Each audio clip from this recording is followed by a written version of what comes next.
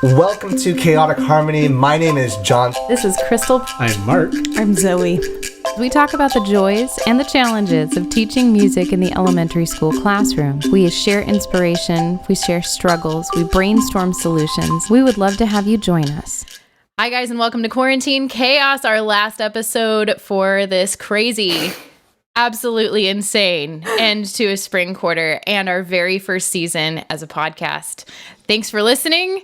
I'm so excited to be wrapping up this year and looking forward, and I cannot think of a better guest to have to help us celebrate episode 40, end of season 1 of Chaotic Harmony than Melissa Salguero, who was the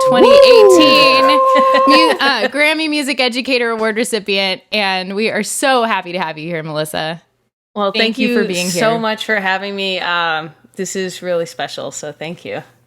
Oh, we are thrilled. So I'm just gonna say this for the entire university here, but when I was going through the Grammy process earlier this year and looking up videos and stuff, I was like, what have people done in the past? And I found your stuff and I watched your video. And so when I finally got to talk to Melissa for the first time on the phone, I was like, I don't want to be weird, but when I first saw your video, I was like, we're gonna be friends. I'm going to find her and befriend her. Oh, that's so funny. Yeah, that video. It was actually like the 4th time that I was nominated for the Grammy, and my other videos before that were kind of like just interviewing my students and kind of just interviewing my principal, and I was just finally like, you know what, like I'm just gonna do it. I'm gonna go and do a Hamilton rap and put my own lyrics to it. So if you haven't seen it, I'm sure you can find it on YouTube. We can link to it in the description of the podcast so that people can go find it, because if you haven't seen it, you need to watch it. It speaks to my personality and my teaching style, so you can understand why my kids think I'm crazy, but in a good way. And they love you for it, right? Yeah. And I think so much of being a music educator is just about being your authentic, vulnerable self and inviting them to be their quirky, authentic, vulnerable selves and just celebrate each other's weirdness. And that's what makes music a safe place for everybody. So I love it. So thank you for being here. Yes, thank Zoe. you. Yeah, well, I got to meet Melissa through the Save the Music, professional development online. And Melissa, you did like an awesome presentation on social media. So like, I feel like I've gotten to know you through your YouTube videos also. But for like people that have never interacted with you, like, can you tell us a little bit about yourself and like where you came from, how you got to where you are today? All right. Yeah. I'll give you like the as short as I can, but more as concise as I can, because I mean, it's a lot actually. I went to school down in Florida, University of South Florida, so go Bulls. When I graduated, I taught middle school band for a year. Then I moved to New York, could not find a job. And in Florida, it was like you would go to the school with your resume and you would ask for an interview and you would kind of go there in person. And in New York, I learned very quickly that is not how you do it. In fact, people looked at me like I was crazy. I lived in Harlem and I was like walking from school to school and people were like, no, you can't see the principal. Are you kidding me? Go online. It's all online. And so that was like my first like, uh-oh. So I found a job with this organization called Education through Music. They placed me at my school, P.S.48, which is located in the South Bronx. And I've been there ever since. And we started a band. We got some grants from Save the Music Foundation, also Give a Note Foundation. Like my whole program has been built off of people helping and grants and fundraisers and even music video contest, believe it or not. So that's kind of how I got there. But there have been so many challenges and walls placed on my journey and with my students' journey there too. Back in 2012, 2013, that school year, I got back from spring break, and this was literally after we had gotten $50,000 to start a band program. We got all the instruments, and we got back from spring break, and something was wrong because my door was unlocked. I opened the room, and I see everything is just a total mess in the room. And my desk is flipped upside down. Everything's out of the drawers. I look over to the instrument shelves and gone. It's just empty cases too, and drum heads like someone had just punched it, just destruction everywhere. And like, honestly, I did not know how to move forward from that. I didn't know, like, how was I going to face these kids that day and have music class as normal, or, and I just remember like sitting there just like crying and saying like, how could, like, we don't have anything here right now. Like, we have nothing. Like, how could this happen to us? And it really made me want to give up. Like, not in a sense of like, oh, that's it. But like, when you feel like you have no hope and there's nothing else for you to do, like, what do you do? Where do you go? Who do you reach out for help? And I was like, after school that same day, my students, my chorus students came to me with lyrics that they had written. And it was one of the most inspiring. I could not run to the piano fast enough to put some notes behind it. And we ended up just setting up a camera. This is like, I don't even think I recorded anything on my cell phone, like, because I don't have any pictures or anything like that. So it was like a time where it wasn't like the thing to do, like to get your cell phone out. So I set up my camera and I said, you guys just sing. And I played, we posted it online, and like it just spread around because the lyrics were so uplifting. And literally these kids were not mad at the people who broke in. They were like, they said things like, well, maybe they needed it more than we did. Maybe, like, we're going to recover from this. One of the lyrics is, we will rise from the ashes. So that really resonated with a lot of people, and it got into the hands of Ellen DeGeneres, and the next thing I know, I'm flying out to California, and she's, I'm sitting on the couch on the show, and I'm like, my stomach's in knots, and I'm like literally talking to one of like my icons, like I never thought I would get to speak to her and tell her, her motto is like, be kind, be kind to everybody. So that was that's an insane journey, and that's only like, that's not even all of it, But the thing that it taught me the most is like, we have to persevere. And sometimes it's okay for us to have that feeling like we want to give up. But if we look at our students, like, they're the ones who pushed me to keep on going. And they taught me not to give up in that situation. And I'm so grateful for that.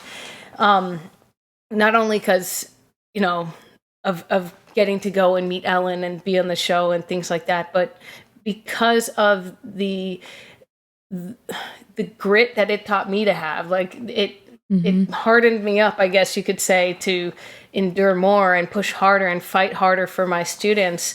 So after that, we just kept rebuilding, and there's been a few things like the Grammys that have happened, but that small thing, really, really small. No big deal. I don't want this podcast to sound like me like bragging about all my things, but you have to tell people, or else they don't know about who you are. So so there was the Grammy Music Educator Award, and I think the thing that I loved about that process was hearing my students' feedback about, I would set up the camera for them and I'd say, okay, finish this sentence.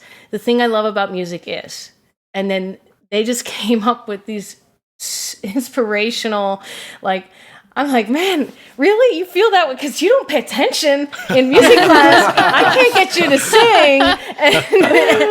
And, you have those kids that you don't know how you're impacting. So, like, if anybody, like, who's watching this wants to, like, apply for the Grammy Music Educator Award, I highly suggest that you go through that process, because it was a learning experience for me, and it really helps show me that, yeah, the kids are really getting the lessons that I'm teaching them. You know, I've been so fortunate to be able to travel and bring those experiences back to my students. I think it's so important as educators that we take our, if you will, our privilege, because, you know, we sometimes get to have, you know, I don't think any of my students are going to go to Dubai in the next, you know, few years. And if they are, I'm going to tell them where to go, what kind of candy to eat. And, you know, I even brought them back little dates and sand from the deserts, because I want them to not just see it as, oh, Miss Salguero's in Dubai right now, and she has a chance to win $1 million. No, I don't want them to see that. I want them to see as Miss Salguero is representing the Hunts Point community, PS.48, and students just like us on the world stage. And she's advocating for us, and she is pushing for us, because she thinks that music is a right of every single student. And I'm going to be very honest with you guys and very authentic, is not everybody was happy about these accolades. And there's a very, I think this unspoken thing that happens when teachers get recognized, and whether it's jealousy or what, it doesn't matter. It's, it can be seen as a selfish act. And, you know, I'm not sure if any of you guys have experienced that, but certainly I have experienced quite a lot of that. Literally, like, actually, like, hate emails. Like, I don't understand, but it does happen. But I think it's important to acknowledge that and listen to what people are saying if they're criticizing you, but also don't put your heart there. Because as an educator, we know who we are, we know what we're doing is important, and we know our mission in life. We all had to write music education philosophies at one point, right? You know, sometimes and they have changed and evolved, hopefully, every single year, over time, every single year. So I wanted to take a beat to talk about that. I don't know, have you guys ever experienced anything like that? Well, you said so much in there, and I'd like to. No, please do not apologize. Amazing really story. Good stuff. I would be remiss if I did not backtrack for a minute, though, and say I am glad that you are telling our listeners who you are and how you have been recognized. We have an ethos within our community of music teachers in Chula Vista that we buy into extremely strongly. That when one of us rises, we all rise. And we believe wholeheartedly in celebrating each other. And I'm very grateful for this group of people that are on this podcast and the wider Chula Vista Elementary School District community. And we celebrate you, and we are proud of you for taking music education and putting it in the hands of kids who would not otherwise receive it if they didn't have you in their lives, and for advocating for all of us on a wider stage, on a worldwide stage. So you go, girl. We are so thankful for you. Yes, and people need to know who you are and what you've done. So yes, we believe in your voice, and we're here with you.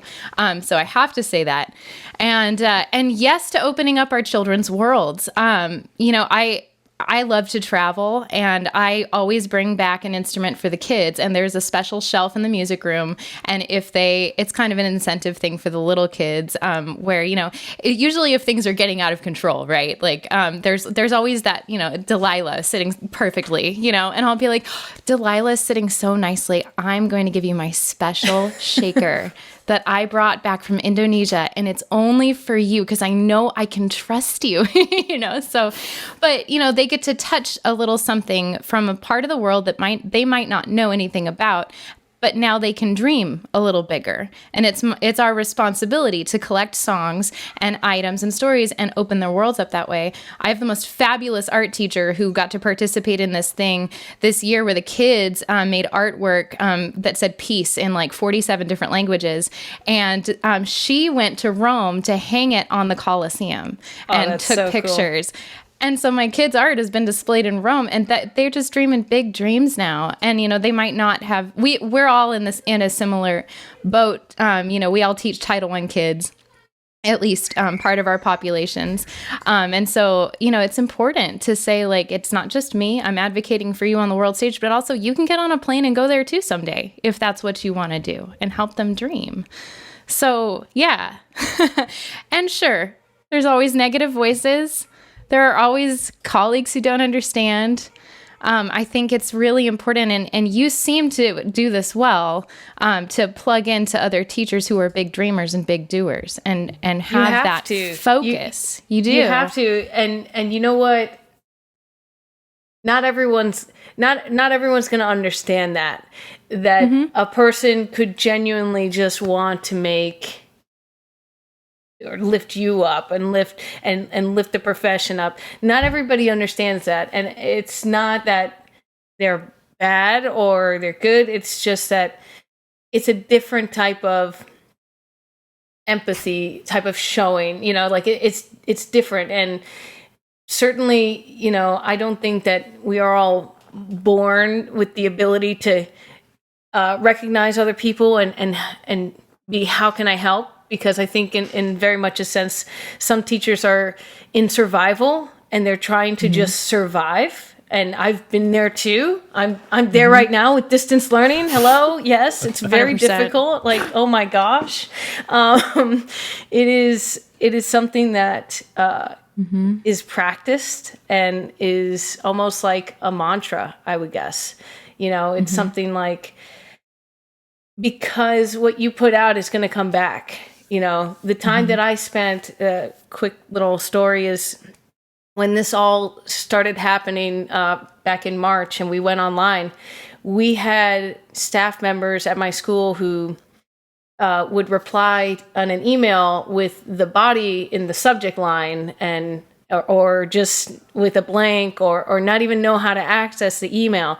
So we had some very big tech disparities. We had some people who literally could build websites, and then we were dealing with message in the subject line. And I spent the time, I was like an IT department. I was on the phone, like I was like on Google Meet with my cell phone in my ear like this, with my iPad. Like I was doing everything that I could, not only to help them, but also to show them how to get, like where to find those answers.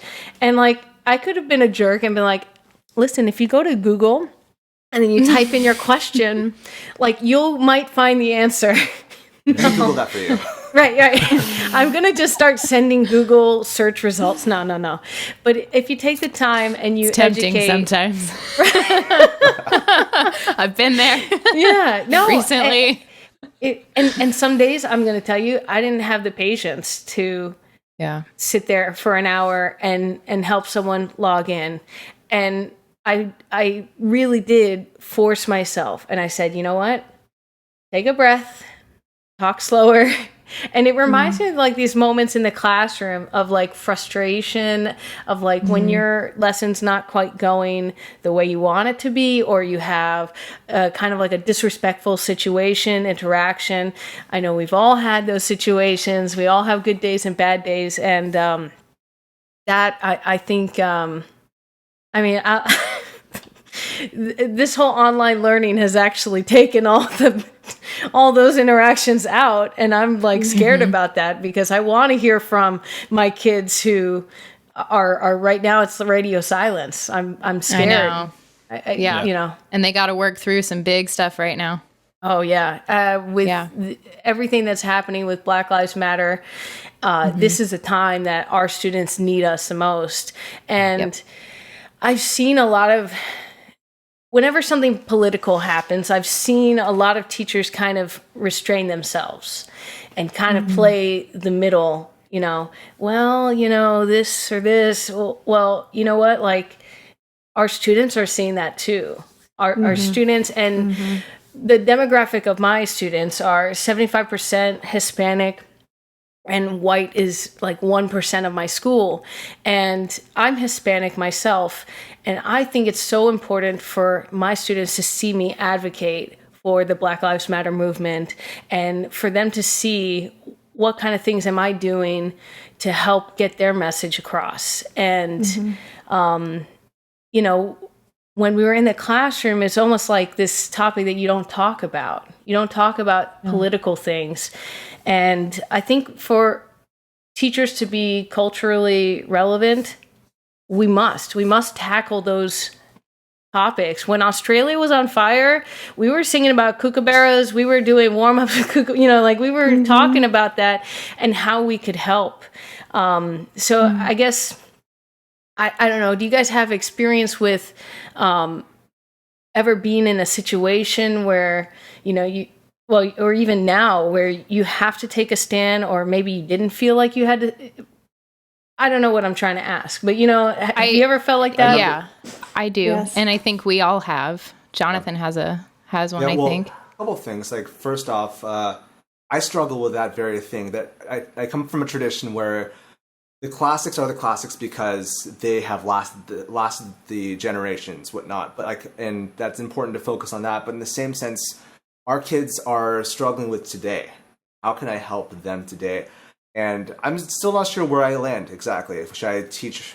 Should I lean more towards the classics or lean towards stuff that's more modern relevant? I remember personally, as a school that is close to the border, not nearly as close as some of you guys, but when President Trump was elected, came into class, and some students that I was their first teacher that they saw, and I just opened up the conversation and whatnot. And it's not music, but it's opening up to the kids who you're not teaching. It goes back down to, you aren't teaching music, you're teaching kids, and allowing space for that conversation to come up. It was uncomfortable for everyone, but at least allowed them to evoke what was on their minds and hearts. I think that's so important. We teach the whole child. Yep. Absolutely. Yeah. We all teach on the border. And so I've had a number of kids with family members and even themselves who were in detention centers, and experienced the child separation, that was going on. And, there are things that make us extremely uncomfortable, that can be explosive topics, even being a safe space for LGBTQ kids. I've got the sign in my room, just like, this is a safe place, and just like letting them know that you're a safe teacher. And if a kid, asks you to use certain pronouns or even a different name, I will be the teacher who 100% does that, of course. But that can be controversial for their families. That was an issue for me. I remember, because my first year teaching, I was married to a woman, and I had a wedding ring, and my students would ask me about my husband, and I'm going to admit it, like, I was too scared to say, actually, I was uncomfortable. It really was, because I had grown up with the feeling of like, this is bad. I need to hide who I am. I cannot let anybody see this. I didn't feel like I had support there. I was just there for a year, and, did students probably figure it out? Yes. Did I ever come out and tell them? No. Now, when I think about that, I think about, like, I missed an opportunity for them to see who I was, and that, hey, it's all right. It's okay to be gay. It's all right. Now, if my student asks, I literally had some students in the previous year who, they were feeling disconnected. They didn't understand how they were feeling about themselves. And they came to me, and we talked about it. And it was like a beautiful moment, because it was like the person I never had growing up, and like now, like, not passing the torch. I'm not like making no, it was like a moment where it was, it was beautiful because I told them you're who you are, and that's who you should always be. There's no mistake. And I was that support for them. And I wish that, I was brave enough to do that my first year teaching, but I was scared. And when Black Lives Matter, what was it, like 3 years ago? 4 years ago? 4 years ago, yeah. Yeah. I'm not going to lie. I was very scared to, say it. I was scared to address it. When we talked about, I always do protest songs. I always do American history through music. And when we get to civil rights, I was always like, well, like that. And that feeling of just being uncomfortable. Finally, in the last few years, it's been like, okay, this is what's happened. This is why this is terrible. And I will flat out, relate it to things that are happening today. And I think that makes it so that the students see music transcends all. Like, you can listen to those protest songs today and put it with footage of things that are happening today. And it's 100%. It looks like it fits. And we talk a lot about this year was actually the first year that I went further into civil rights than I had ever gone with my students. And I got so much feedback from them that they're like, I'm so glad that you did this. We even talked about issues with Photoshop and deep fakes, if you will. These types of issues that need to be added to the curriculum, because, if people are photoshopping freckles out or making skin lighter, what's beautiful and who gets to decide what's beautiful? And these are things we're talking about in music class. Okay. We're talking about this in music class, and it's all the arts. It's all connected. It really is. And, sometimes I think like my earlier teacher self was so committed to, okay, here's where I should be on the pacing calendar. Here's how, if I don't get to the end of this lesson, it's going to push back my assessment. And I was so worried about that. And I don't worry about that anymore. I worry about teaching the concepts. And if my students want to go take a pit stop on this topic, we're going to go there. We're going to talk about it. And, it's not easy, and you have to be okay with saying, like, I don't know, let's look that up, or let me do some research, and next week I'll plan a lesson about this. There's been plenty of times that I didn't know the answers. In fact, I don't know a lot of answers. Yeah.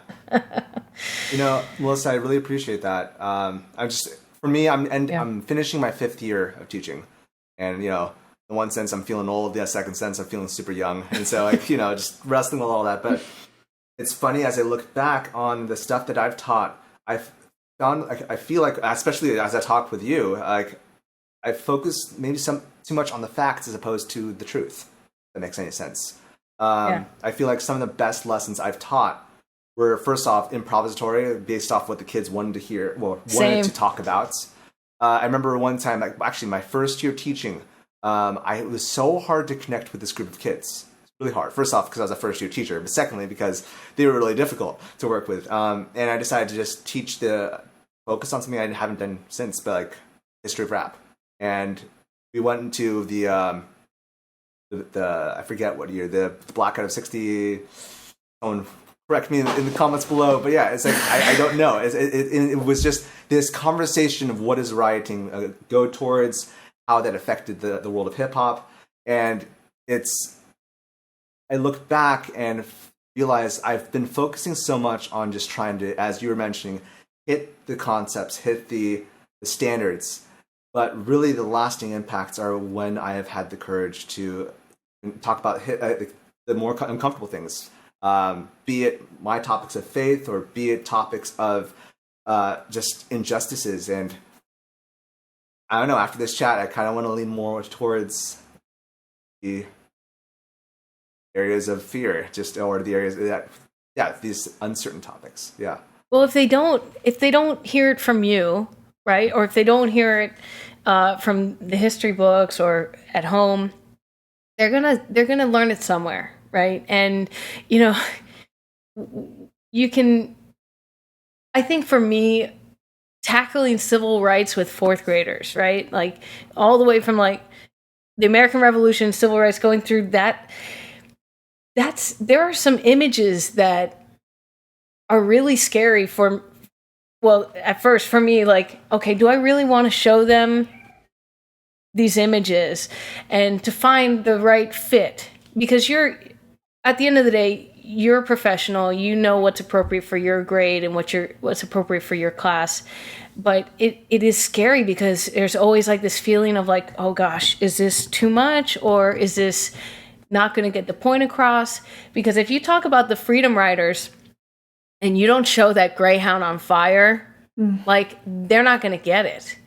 If you talk about Selma, the March on Selma, and you don't show the moment where they're face to face, identical to what's happening today, and you don't show them that and make the correlation. I remember, I literally remember this year we talked about Selma and marching across the bridge, and I put side by side a picture of the Hong Kong protest with a line of officers and the protesters.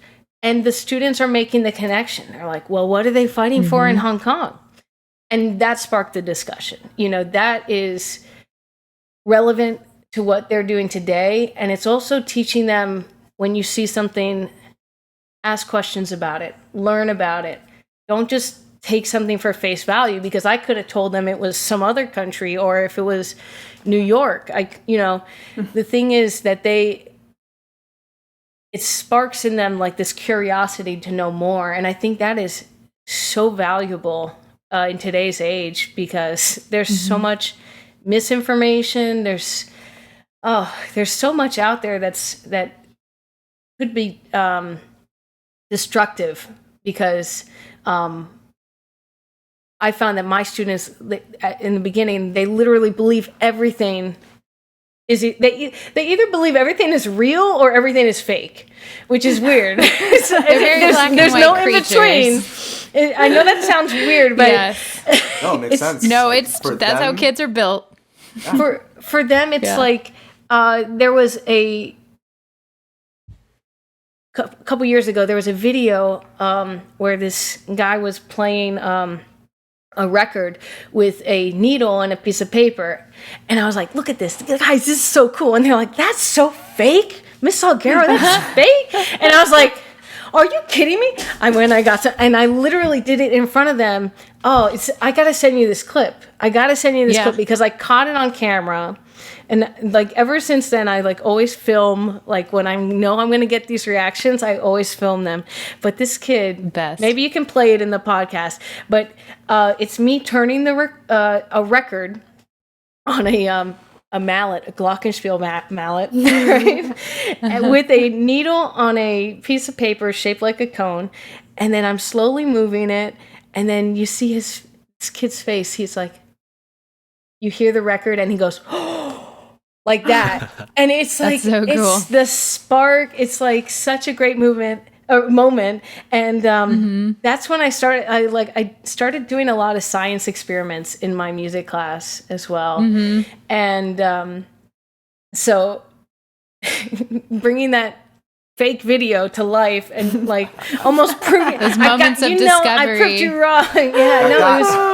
Yes. I got Kids hate being tricked too, so they never forget it. Well, yeah, and it also got them to ask, well, like, why'd you call it a gramophone? Well, then look here. Well, is that why it's called the Grammys? Is that like this and that? Yes. It makes sense now. It makes sense. Yeah. Make those connections. And kids don't make those connections on their own. Like even when we're teaching our English learners, we have to like spell out what cognates are. They don't get that on their own.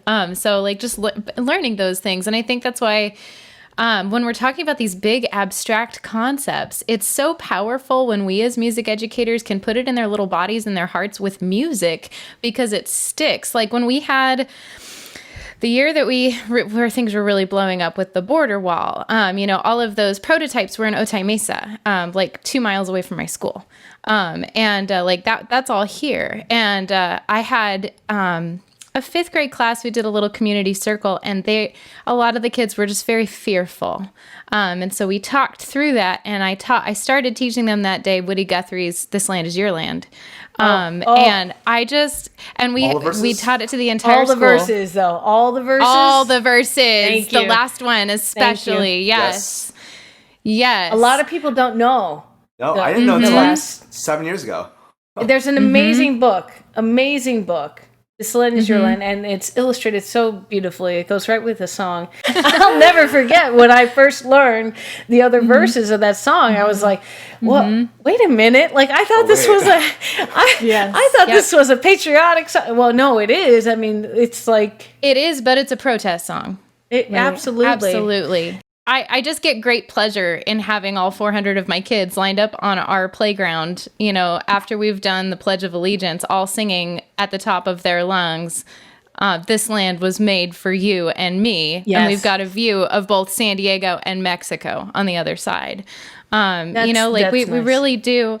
What we do is it has such great social impact. And I really resonate with what you're saying about the journey to becoming more comfortable in that role, because I started my teaching career in almost all white school, and it's a very different demographic. So February would roll around, Black History Month, and I knew that I should be covering certain topics, but almost all the teachers shied away from it. And so here I was. I have the chapter in my book, and I'm like, well, should I cover this? Nobody else talks about slavery, and nobody else talks about civil rights, but it's here, so maybe I should. And so I kind of tentatively dipped my toe in the water. And then the next year we had 2 Black kids join, and the racism that they faced, and it was almost never face-to-face at the school, but there was a huge bullying incident on Instagram with that 8th grade class, and it broke my heart, and threats were made against them. And from that year on, I was just like, no more. And it's not just February. We need to be talking because about when you educate the students, this is like, I get fired up about this too. So sorry. We all should. Have you guys heard of Jane Elliott? I apologize. Have you heard of Jane Tell Elliott? us about Jane Elliott. Jane Elliott is she was a teacher, and she taught in a very white town, very small town, and she did this experiment with her students, and this experiment could not be done today. We would definitely the blue eye, brown eye. Yes, so she divided her class into brown eyes and blue eyes, and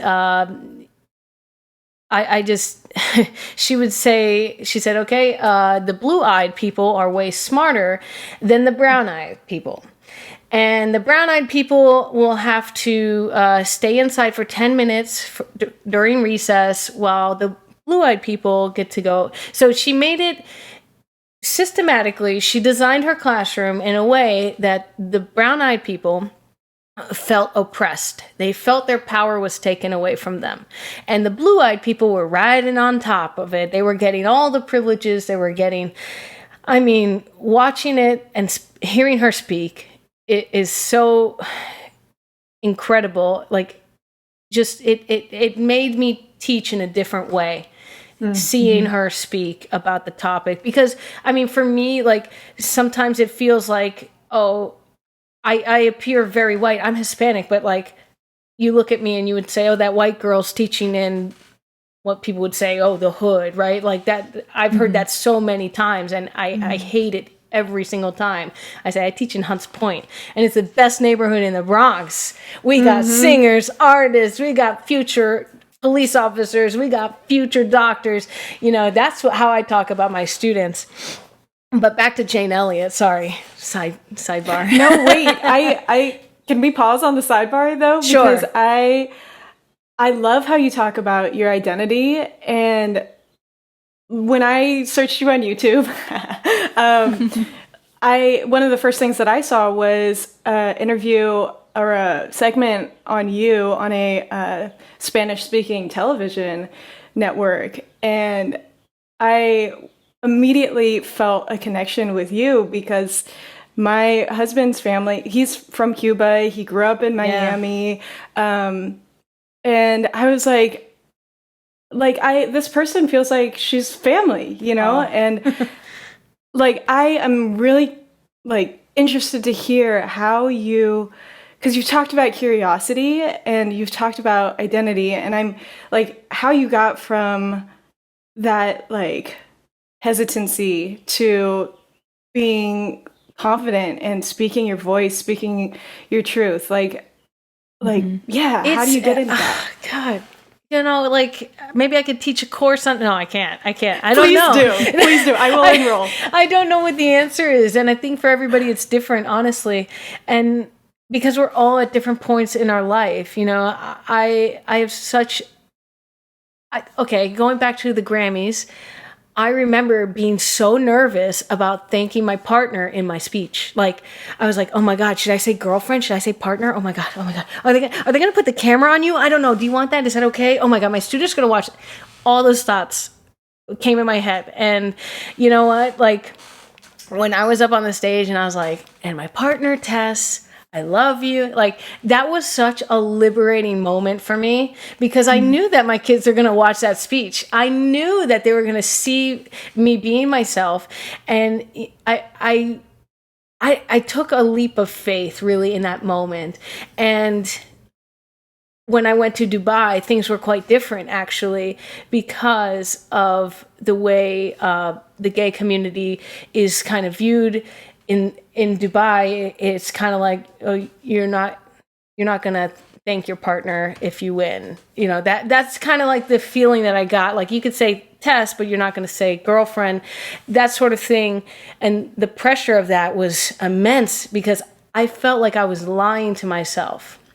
I felt like I was like, of course I want to say my girlfriend, but I can't. Oh my gosh. But if I accept this, you know, like it was like inner turmoil. I literally I don't think I slept the whole time I was in Dubai because I was so nervous about, well, many things, but that was one of them.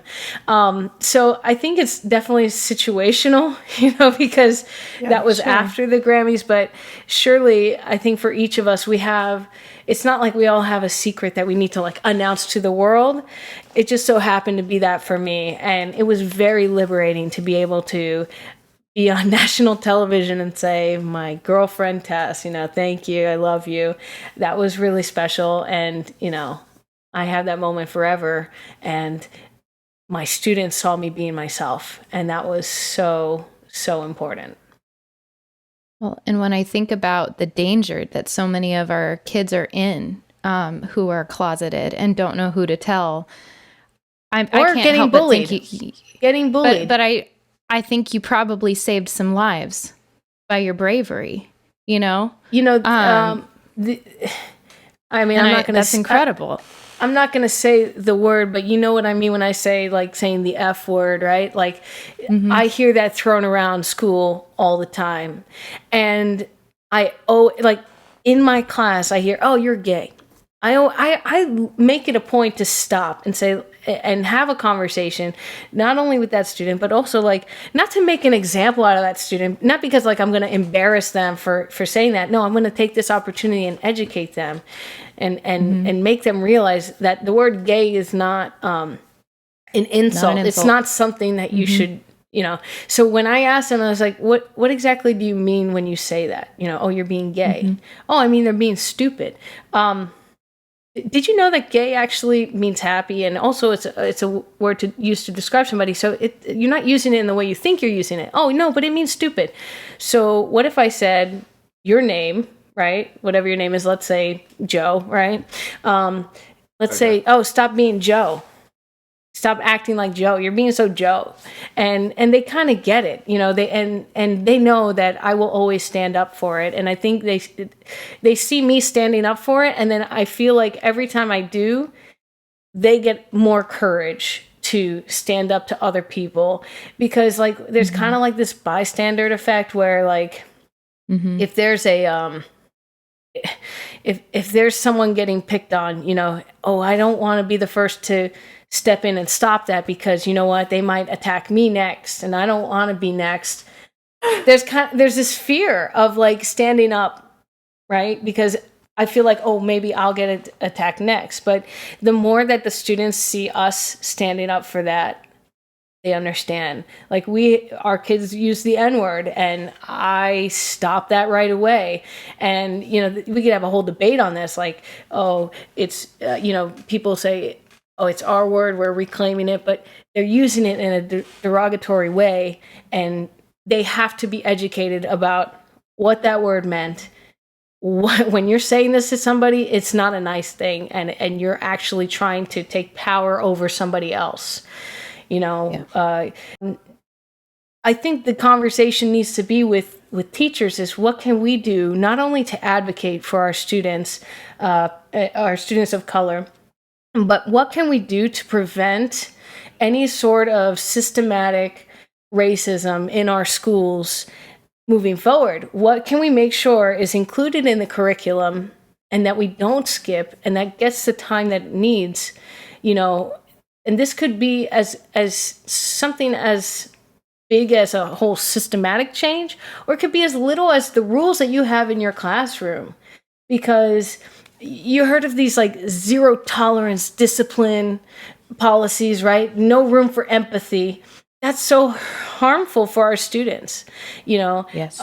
It's so harmful. And I'll never forget, like, I grew up with the band director that would like give me detention for chewing gum, right? And like, there was no exception. If you were chewing gum, that was it, you know? And I really would have loved some humanity or something, some empathy, you know? And gum is a little thing. Like, that's just so little.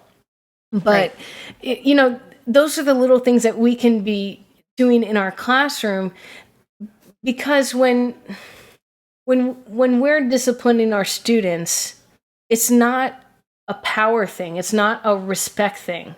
I think a lot of teachers are thinking that, oh, if you respect me, and this is how my kids think too, like, if you respect me, I'll respect you. But you got to do it first. Okay, you're doing it first because I'm not going to do it first.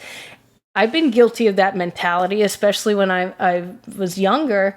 But if you draw a circle, like, here, let me get my high-tech graphics. Oh, I almost dropped it. Does this pen work? Okay. Also, I loved it in one of your videos where you were playing your recorder and then you dropped it. I laughed so hard because that is constantly me in a classroom. I'm like, oh, I got this lesson, drops everything. Yep. Yeah. Or how about when I went... Yeah, that's my desk too. Yes. Okay. Okay, did I spell everything right? Respect. Okay. Well, Mark will spell check it. all right. Well, you probably can't even read it. You can't even read it. Okay.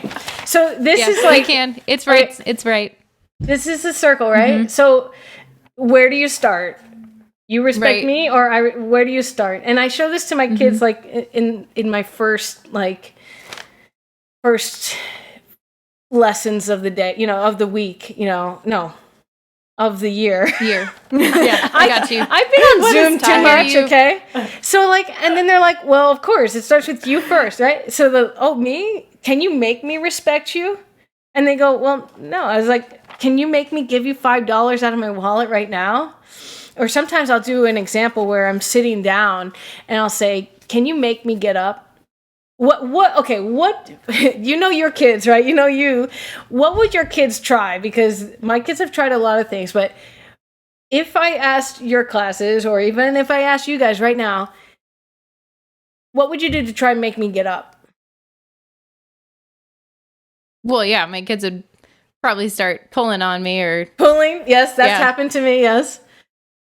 I have some smart Alex, so I'd be seriously afraid that someone would run into the hallway and pull the fire alarm. That hasn't happened to me yet. I had one kid try to What if no kid gets an idea? One kid was like, I'm afraid of this activity. no. Okay. So actually it's quite a fun activity, but one kid actually was like, oh, Miss Salguero, he just hit me. Can you come over here? Like trying to like trick me. Another kid tried to bribe me. But at the end of the day, like none of them, I haven't had a student yet, okay, say, Miss Salguero, can you get up, please? Oh. And you know what? Like if that ever happens, the lesson would go in a different direction, right? But I bring that point up to them, like say, no one ever asked me nicely, right? But then I do the experiment again, and then they ask me nicely, and I say, no. And they go, what? What? You told me that was the... I said, no, I don't feel like it. I don't feel like getting up. And through that, like, kind of role play activity, right? In music class, they learn that they can't control other people. Like, I have zero control whether or not you guys respect me, or my students respect me, or the guy that walking down the street respects me, or the traffic that I have to sit in and someone cuts me. I can't control that at all. And it's so easy to say that, right? Because I'm sure we've all heard that. You only control what your actions, right? Just worry about yourself. That is one of the hardest things for my students to do, is like worry about themselves. And so with this activity, learning that like I don't have any control whether or not you respect me. As soon as I accepted that as a teacher, my whole teaching game changed. Because I feel like I used to get in so many power struggles with the kids. I used to, yes, I was a screaming teacher. I admit it, you know, I'm in the recovery group. I think we all were. You know, so you're not alone in that. That's like a Band-Aid on a giant gash, right? Like it does get them to be quiet. It does work. It gets them fear, you know, really scared of what's the consequence going to be. Yeah. Unless your screaming voice is like, guys, you better be quiet right now. Have you been in my classroom, Melissa? Yes. This whole podcast is for you. No. But we've all been there. And the moment that, you know, a kid mouths off to me, there's like two responses. That there's the fear response of, I'm scared that this kid is going to take over my music class. The other kids, tell me you've been here. The other kids are going to see this one kid disrespecting me. Oh my God, I can't let that happen. I can't show them that I'm weak. Okay. And then the other response is out of love. And the love response is like, all right, Miss Salguero, let's say somebody goes out of line and says, oh, Miss Salguero, you look really ugly today. Okay. Well, you're right. I mean, I'm not the brightest, you know, shining, you know, most beautiful model in the world. You know, that's fine. And the moment that you accept like a criticism or something that they say that's mean, meant to hurt you, the game kind of changes, because they learn to build a trusting relationship with you.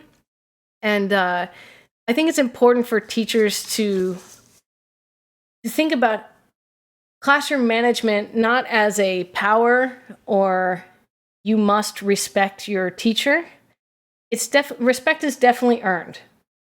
But what nobody tells you about that is no matter how much respect you give to somebody, they don't have to give it back.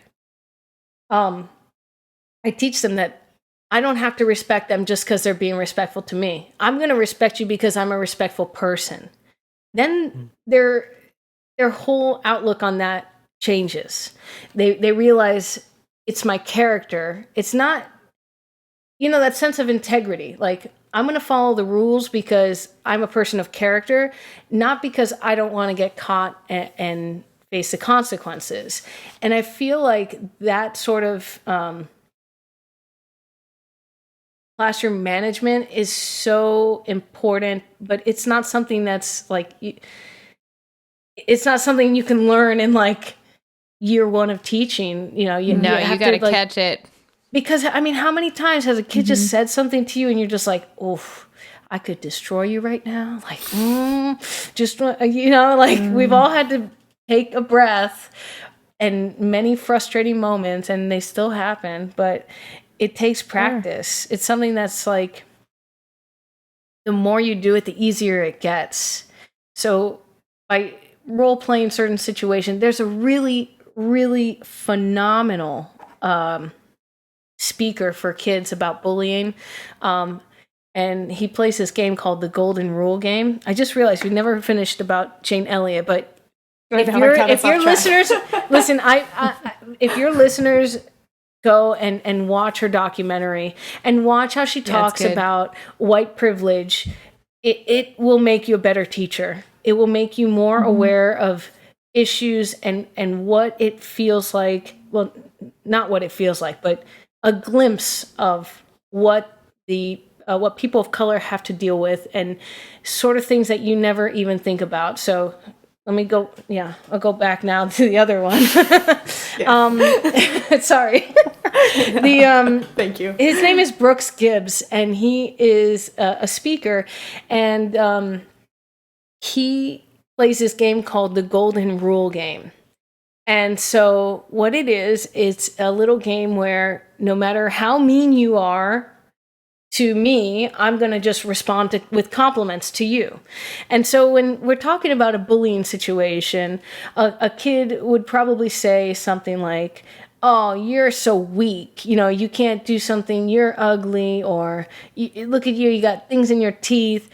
And his examples are really funny because he responds out of love. And so someone says, oh, you're so fat, Miss Salguero.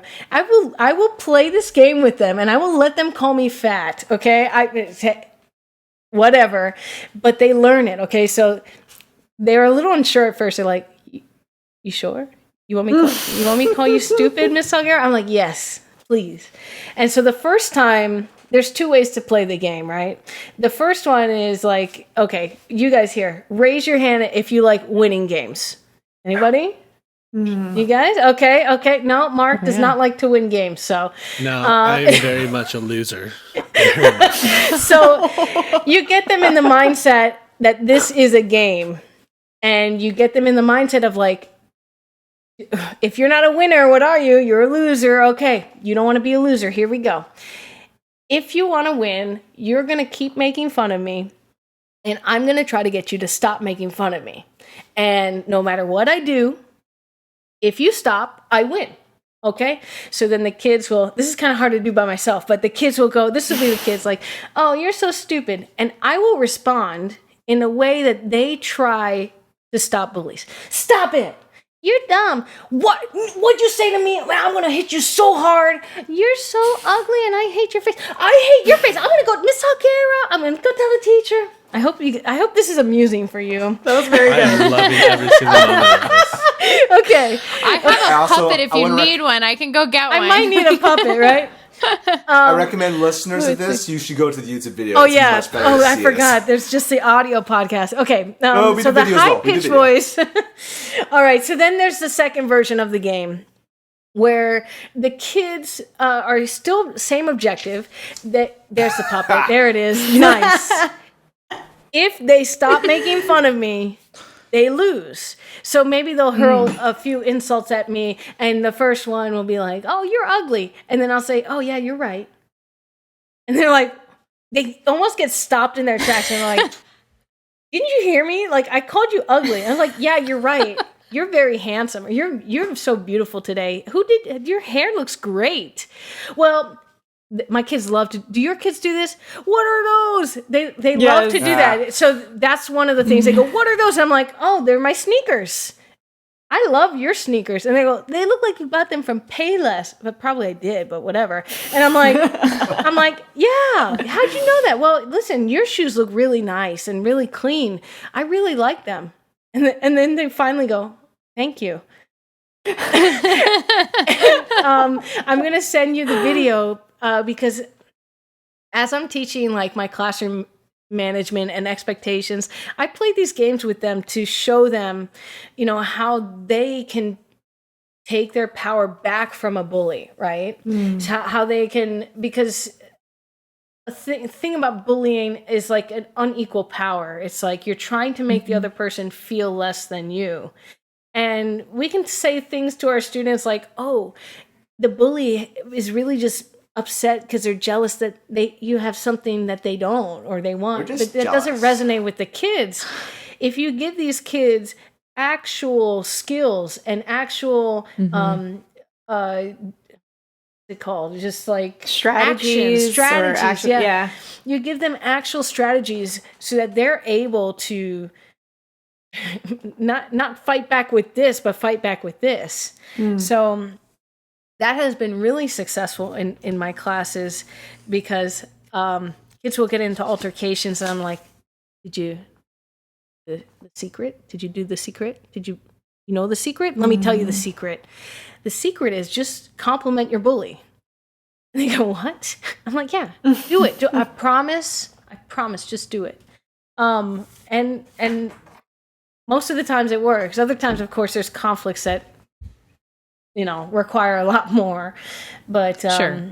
These are some of the things that like we can do in our classroom to help de-escalate situations. And I see this. I know I've been talking a lot. Sorry, but I see this as relevant to the protests that are happening right now with Black Lives Matter, and we can see a range of police response. We can see, and always like we don't see what happens before a video clip or what happens after video clip. We don't truly know the whole story unless we're there on the ground. But there's very different responses. We've had some police officers that are joining and protecting protesters. And then we have others which are much more violent and have escalated. And I see that kind of, I've been thinking about this a while now. It's like, kind of like how I used to feel with the power struggle with my students. And I see protesters like getting into the police's face, cursing at them. And I remember what that's like for me as a teacher, having a kid be so rude and disrespectful right to my face and just wanting to like escalate it. But us in the teaching profession, and I think police officers too, we're the leaders of our communities, and we have to be the ones that have level heads. We have to de-escalate situations because we don't want school to feel like we don't want school to feel like it's Us versus them kind of thing. What's that? An us versus them kind of thing. Yeah, it's not us versus them. It can't be. And one of the I saw this visual example, right? Like head to head with somebody, right? And how many times have you been in an altercation with somebody when you're talking face to face? Do you know what? One of the best skills that I've ever read about was taking your body and just moving it to the side of them and walking with them instead of going head to head. I always ask, if a kid's having an issue, I always ask them, hey, can you walk with me? I really need to go to wherever. I make it up. But, instead of like talking to them in the hall, or you'll sit down with them, these are kind of body languages that are non-threatening. But if you're face to face with somebody in their personal space, that is a way to make our students not feel safe. And, I always responding to disrespect with respect, if that makes sense, right? Like, Yes. always, you are gaining their trust because your students know that you will never be the one that tears them down. And no matter how rude they are to you, and no matter how easy it would be just to yell at them, and we can't do that. We can't. We have to be better than that, or else things like the school to prison pipeline, it's going to continue unless we change certain things about how we teach, and we're very mindful about that. That was a lot, guys. I'm sorry. So good. Good stuff. So All good. good. I get so And fired up about so- this. Seriously. It's love it. so relevant, and I think that whenever we go back and see kids in person, this needs to be at the forefront of our knowledge, and we need to be ready to go in with this because we are going to be facing an entire population of traumatized kids. And we know what trauma does, and we know, I mean, it all goes back to what we've talked about on here before about taking care of Maslow's before we can even begin to get into Bloom's. Oh, yeah. And we have to establish safety, and you've got to be a safe grown-up. So thank you for all of that. I will be linking like a crazy person. Yeah, I'll send you in some the stuff. description. So we're going to give you guys some summer reading material. I don't want to cut anybody off. I know, Mark, I saw the wheels turning. Going back, I think and we'll just touch on it briefly. All back to the beginning of the conversation when you were talking about receiving, hate mail or things like that, of just people being jealous. I think that just comes out of their brokenness, and that comes out of their lack of feeling validated, probably even from an early age. And so I think as educators, it's so important for us to recognize our validation is what our kids are seeking. And if they don't get that, then it turns to jealousy. We at Chula Vista, at least with our music programs, I feel that we're very intentional with being community over competition. And I feel that, and this is a whole nother topic for another day, like ranking schools isn't great, And again, it's a whole okay, nother when can I come back? Please come back. You're just going to have to be friends with us, Melissa. Yeah, We're done. Twist my arm. And so I found it amazing that you brought up the Brooks Gibbs stuff, because as you were kind of talking about it, I pulled it up on my computer. Like, I had the video. I didn't know his name, but I've seen the video before. You will love it. And talking about that. And I think that we need people to understand, and kids and adults both alike, that you don't have to perform at a certain level to be liked. You don't have to perform at a certain level to be respected.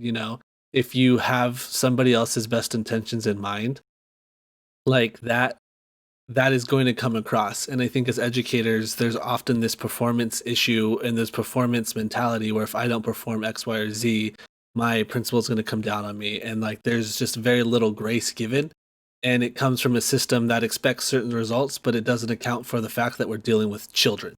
And it doesn't account for the fact like trauma is deeply involved, but X standard has to be hit, Y standard has to be hit. And like, I think for me, like I've seen growth over my school over the last few years. So I've been there since 2015. And from 2015 till the most recent test scores, every year our test scores have gone up. Granted, in a ranking system, they're lower than other schools, but there's a lot of other factors that go into that. But every year since 2015, when music and art came back to the school for the first time in however long, 30 years or so, they've seen growth. And I think that we as educators need to understand that a kid with a single parent who's perhaps working 2 jobs in a 1-bedroom apartment, and there's maybe 4 of them, isn't going to perform at the level as a kid who has both parents at home. Maybe one's a stay-at-home parent and one works a full-time job, and like they have just other things, like they have more. Like I think about my daughter, like she has both me and my wife at home. Like we're a family, and that she is going to have certain advantages that other students don't, who don't have those. And even you talking about your fear about sharing about your partner and stuff, like that's something I've never thought about. Like I have pictures of my family in my classroom, my daughter and my wife and stuff, and like that's not something that I have to think about before doing. But it would be ridiculous of me, or it would be terrible of me to not pause for a moment and think that there are people who don't have that, and there are people who feel scared about that. And if I use my voice to say, I don't know where I'm going with this. Just so if I don't recognize that there are people who differ from me, then that's a problem. And so I just think that we need to listen more and we need to calm down. And I think it's also funny that when you said to make you stand up, my first thought was, Melissa, could you please stand up? And then if your response is no, my response is there a particular reason? And and if you don't have one, I'm like, okay, well then when you're ready, can you please stand up? And so like that's where my thought process automatically goes to. So I want to thank you for coming on and talking with us. There's so many great ideas, and I wish that we had way more time. And Gosh, yeah. Yeah. And thank you for supplying us with our summer reading list. I for have sure. homework to do. I really like. Oh, Sorry, Go ahead, John. go for it first. No, go for it I was first. just gonna say it was Jane Elliott did a thing with Oprah, and like there's a video about the blue eyes and brown eyes, and it's absolutely fascinating. The most something I just shared on my pages was this 59-second clip that is like one of the most powerful clips I've ever seen, and this is talking about white privilege, right? So she's on Oprah speaking to an audience of predominantly white people, and she says, "Okay, white people in here, if you would like to be treated the way our society in general treats black people and people of color, if you would be okay with you being treated that way, please stand up." How many people do you think stood up? None. None of them stood up. And she made a point that says, "Oh, maybe you didn't understand the question. Let me ask you again." She's a teacher, okay? So I've done that before. Let me ask it again. So she asked the question again, and she made it very clear. Nobody stood up. And at the end, she says, the fact that you're not standing up means you know that there's a problem. It's just okay that it's not happening to you. And that to me, and you know, I posted it on my Facebook and stuff, but you know, when people are commenting just nasty comments, you know, or comments that are baiting us to you know, oh, all lives matter. No, of course, all lives matter. It's important to have that conversation. All lives are not in danger right now, okay? All lives do have value, yes, but Black lives right now, people of color, this has been going on for a long time. There are laws that need to change. There's ways that we do things that need to change. And I think us as educators need to kind of look at our own classrooms and think about our procedures, our rules. Is there a way we can do it differently? You know, there's a lot of things, and this is our kids don't have time for us to get comfortable before we do it. Exactly. This is my last rant, right? Okay. Schools, right? When they design schools, I saw this excellent TED Talk with Ken Robinson, talking about the design of schools, the bells and factories, and literally being designed for the life of a factory worker. Like that little thing, you know, if I could get rid of all the bells in the school, please, like that would be the first thing that I would do. You know, I went to Ukraine, and instead of bells, you know what they had? They had music playing, and it wasn't like, it wasn't distracting. It was nice, soft music. And I remember the person who was walking with me, what's the music for? And I go, we always listen to music in the bell. They didn't call it bell change, but when classes change. And I'm like, wow, that's such an amazing difference. And it needs to be addressed. And I think we need to get more teachers to speak up and be brave about those sort of topics, because it's not easy to talk about. And there is this fear that if I say something in support of something, I might get in trouble, or you know what, being silent is a million times worse. So you know, if anybody that is listening this today who, you know, is maybe, you know, scared to come out, you know, or scared to support movements that they see going on right now, I hope that you know that there's like so much support out there in the world, and you know, I'm with you, and you know, we have a lot of people that will support you, and don't be scared, because you're not alone. You are not alone. Yeah. I really appreciate how like supportive and caring we try to form our classrooms to be. And speaking of such, like I really appreciate the community that we have created here. I'm not stepping on anyone's toes, am I? No. Nope. Cool. Awesome. Take the wheel, Jonathan. All right. So then there's hard left turn it is. Guys, thank you so much for helping us out and being the listening and caring community that we've formed over the past year. It's been great listening to your responses, hearing people from different backgrounds from Chula Vista to the Bronx. It's been great. And the way that this community grows is by visibility and by sharing. So please, guys, if you can go to your podcast listening app, go into iTunes, give us a review, share us your thoughts. We want to hear them, preferably positive stuff, but we will take any ideas. 5 stars are only acceptable. That all said, also, you can email us if you have any thoughts or questions at chaoticharmonyclassroom@gmail.com. Share us thoughts. We want to hear it. And we're back with Spiccato after a quick break. I want to take a quick break and thank my husband, Brian, who's been working behind the scenes producing these episodes every week on all of the platforms and on time. But you need to know that he is first a financial planner for Mission Trails Financial. Mission Trails Financial is a partner that seeks to guide clients in the journey to financial success. They believe that people need a financial advisor that aims to provide strategies for success.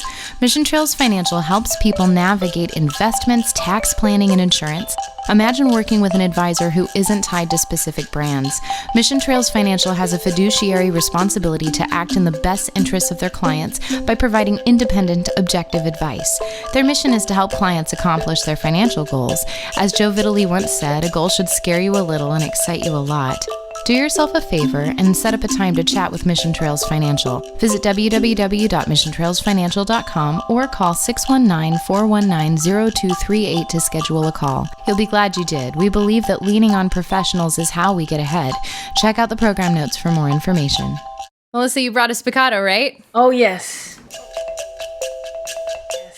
Oh, I can't wait. Oh, yes. I'm so excited. I'm hoping it's something, but I'm... You're hoping it's something. It's Well, my yeah, 'cause, Grammy. No, I went down the Grammy. the YouTube rabbit hole. I won't. now I'm not sure if you've used. I don't know. I didn't have time to watch all your podcasts. I'm sorry. That's But- okay. That's okay. What'd you bring? I need it. I brought a deck of cards. You didn't watch it? Oh, we haven't done that yet. Have you done it? No. Okay, good. No. No. All right, a deck of cards, and I'm not gonna go first. Yeah. Okay. Actually, so fun thing with the deck of cards. What I used cards from my class, but it's in the very beginning of every single school year. And what I try to do is I try to showcase that music and the arts, it's not something you just do quickly. So I do a magic trick for them. And by doing the magic trick, I then say there is a That's skill legit. that you learn. It's like I didn't just pick this up yesterday. There's a skill you learn, and it takes practice to do it. And that's what we're doing here in music class. It's a skill that you process through it. And I want to do a shout out to my uncle who teaches photography over at Punahou. Just Punahou over in Hawaii, and he's the one who actually gave me the idea for that. So That's awesome. A little magic will go a long way. A long way We'll in hook the them. class. You guys Totally. ever sing "Button You Must Wander"? Yeah. Yep. Oh God. I need to find a button. Button you must Okay, wander, imagine this is a button, right? How fun is this, right? Button you must wander, wander, wander. Keep your eye on the button, everybody. All right, here we go. Where is it? Oh my!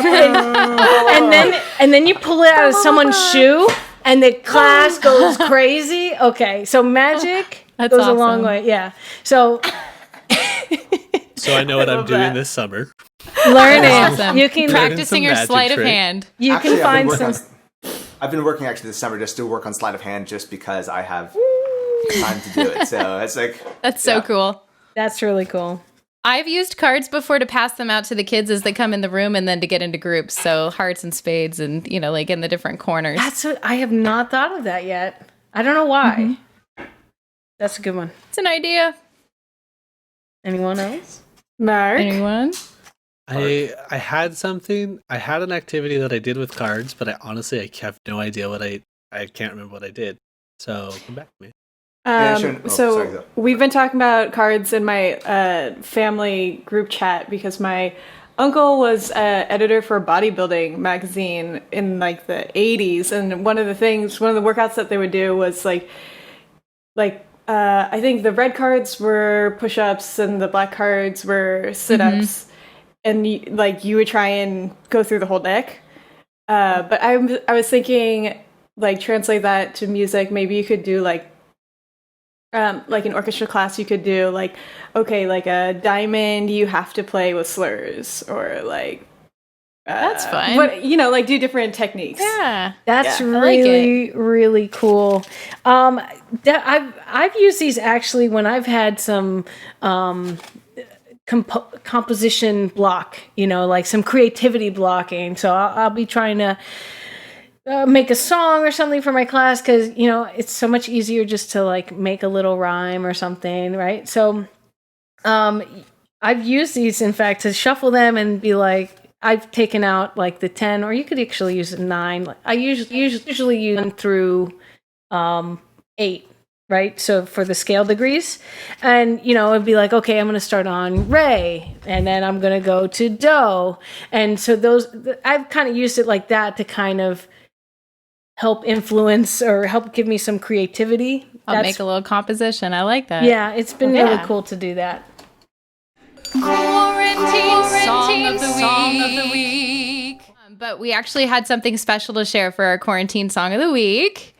So the 4 of us have been working really hard to figure out how to wrap up the school year for our kids and say goodbye. And I found out in talking to everyone that multiple ones of us were going to teach them Jason Mraz's Have It All. And so I threw it out there to these guys that we should try to put together a virtual ensemble, and bless them, they said yes. And Jonathan, oh my gosh, poured so many hours into editing the darn thing. And I'm so dang proud of it, you guys. Like, I can't believe what we put together without ever physically being together. So we're going to share our Have It All. So one more quarantine song, friends. Yay.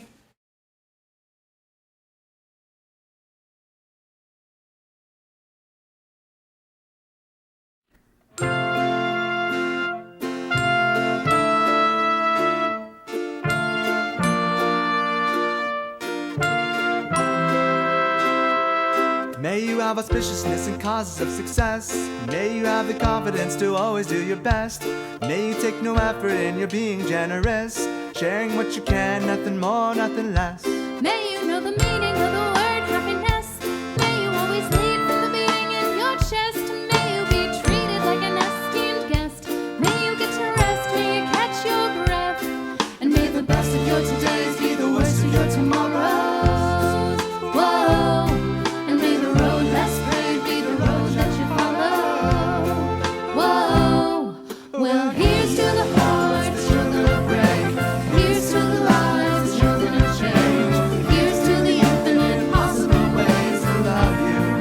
I want you to have it. Here's to the good times we're gonna have. You don't need money, you got a free pass. Here's to the fact that I'll be sad without you. I want you to have it all. I want you to have it all. I want you to have it. I want you to have it all. May you be as fascinating as a slap bracelet. May you keep the chaos and your clutter up your desk. May you have unquestionable health and less stress, having no possession though immeasurable wealth. May you get a gold star on your next test. May your educated guesses always be correct. May you win prizes shining like diamonds. May you really own it each moment to the next. May the best of your todays be the worst of your tomorrows. Whoa. And may the road less brave be the road that you follow. Whoa. Well, here's to the hearts, the children of brave. Here's to the lives, the children of change. Here's to the infinite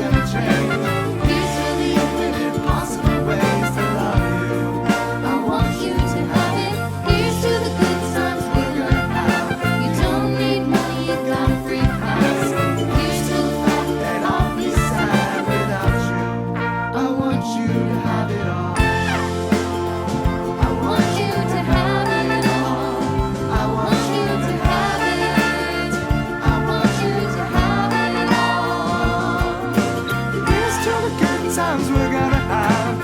Here's to you always making me laugh. Here's to the fact that I'll be sad Without you, I want you to have it all.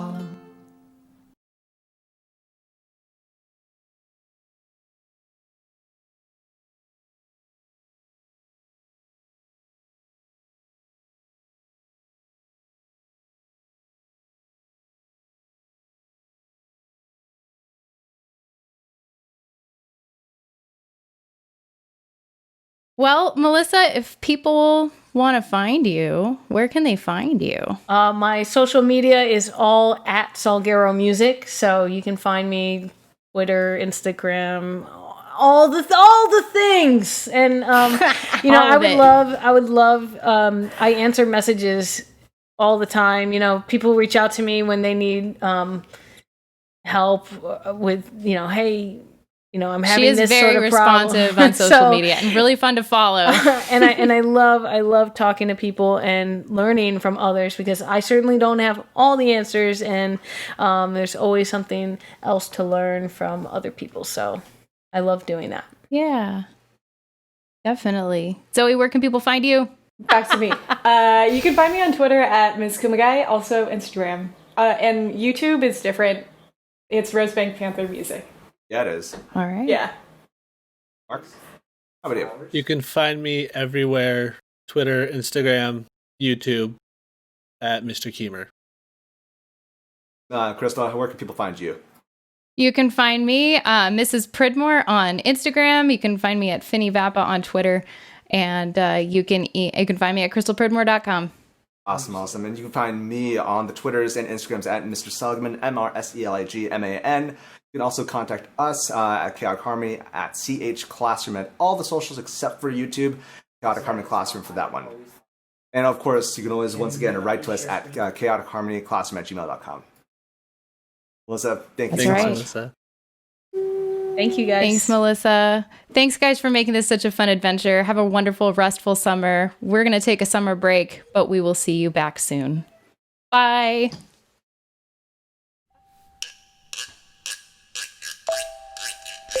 The Chaotic Harmony podcast is a joint project between Crystal Pridmore, Jonathan Seligman, Zoe Kumagai, and Mark Keemer. You can find us online at chaoticharmonyclassroom.com. You can email us at chaoticharmonyclassroom@gmail and let us know what you think. Give us feedback about what you would like to hear in future episodes.